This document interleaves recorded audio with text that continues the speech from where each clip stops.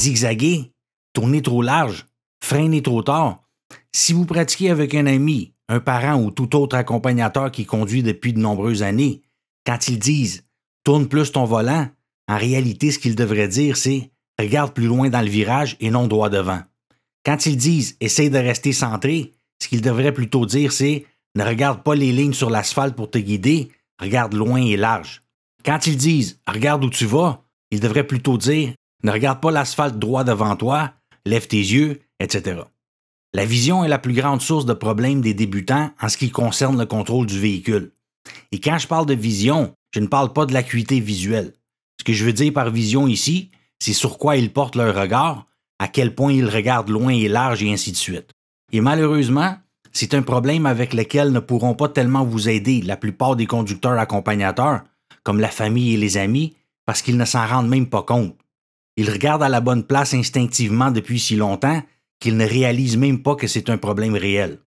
Le problème dans de nombreuses situations de mauvais contrôle du véhicule, c'est ni vos mains ni vos pieds, mais vos yeux.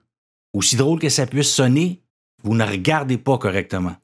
Et tant que vous ne regarderez pas correctement, vos mains et pieds ne seront pas d'une grande aide, car ce sont vos yeux qui envoient le message à votre cerveau sur comment coordonner vos pieds et vos mains.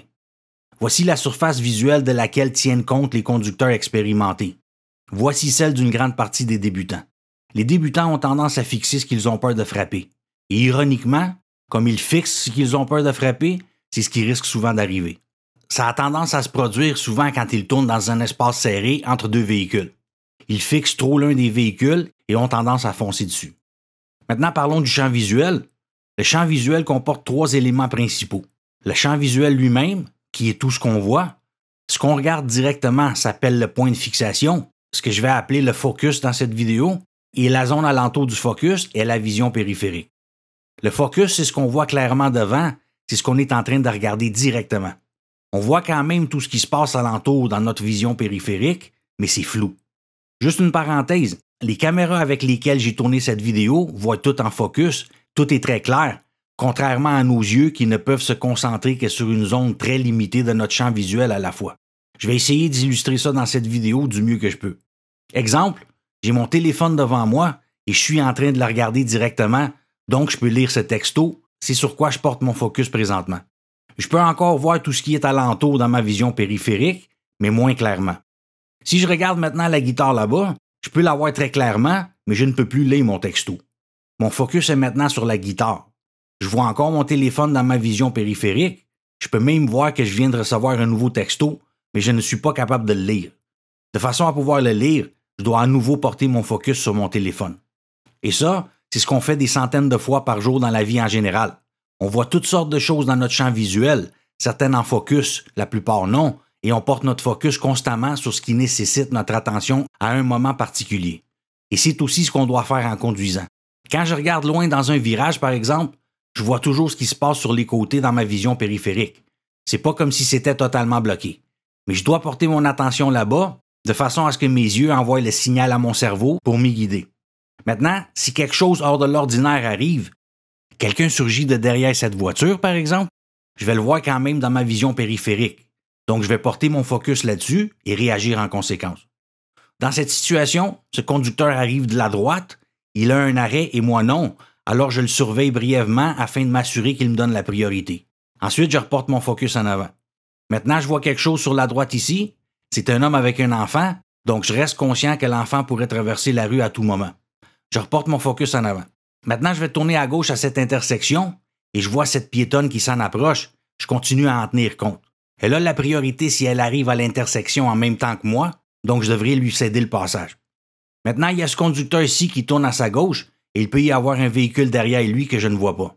Et si c'est le cas, je devrais céder à lui aussi, car s'il va tout droit, il a la priorité. Et ça se trouve à être le cas, donc j'attends qu'il traverse. Je jette un coup d'œil à la lumière avant de tourner. Toujours verte? Cool. Je jette un dernier coup d'œil à la piétonne pour évaluer sa distance de l'intersection. Elle est encore loin, donc je vais avoir le temps de tourner. Je fais mes vérifications, un dernier balayage visuel, puis je regarde loin dans le virage. Je veux regarder loin avant de tourner parce que j'ai besoin de voir ce qui est là avant de m'y engager. Un bon exemple de ça, c'est dans les zones résidentielles où l'on voit souvent des enfants jouer dans la rue.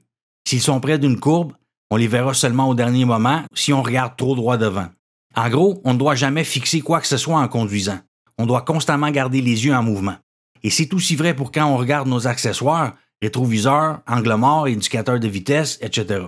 Juste un coup d'œil rapide et on se reconcentre sur la route.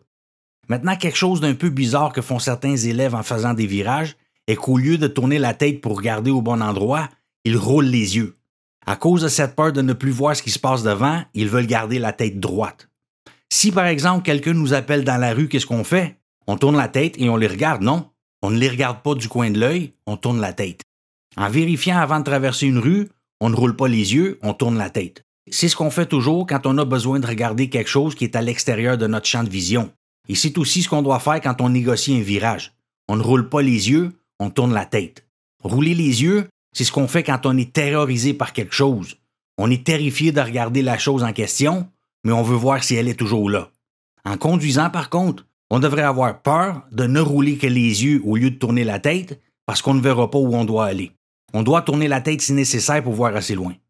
On entend souvent les gens dire « regarde où tu vas ». Je préfère « regarde où tu dois aller » ou « où tu veux aller ». Pas nécessairement « où tu vas », à moins bien sûr si « où tu vas » est l'endroit où tu veux aller.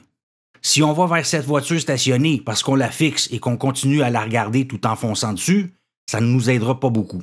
C'est comme si quelqu'un nous demandait de garder un œil sur ses œufs pendant qu'ils cuisent. Les œufs commencent à brûler et on fait rien. Mais on continue à garder un œil dessus. On regarde des œufs en train de brûler. Mais c'est pas ça qu'on veut. Ce qu'on veut, c'est des œufs délicieux, parfaitement cuits. Donc, rappelez-vous cette phrase, c'est l'une des plus importantes en conduite. Regarde où tu dois aller ou où tu veux aller, mais pas nécessairement où tu vas. Et rappelez-vous cette phrase aussi, ne regarde pas le problème, regarde la solution. Et ça, c'est aussi une philosophie qu'on peut appliquer dans la vie en général.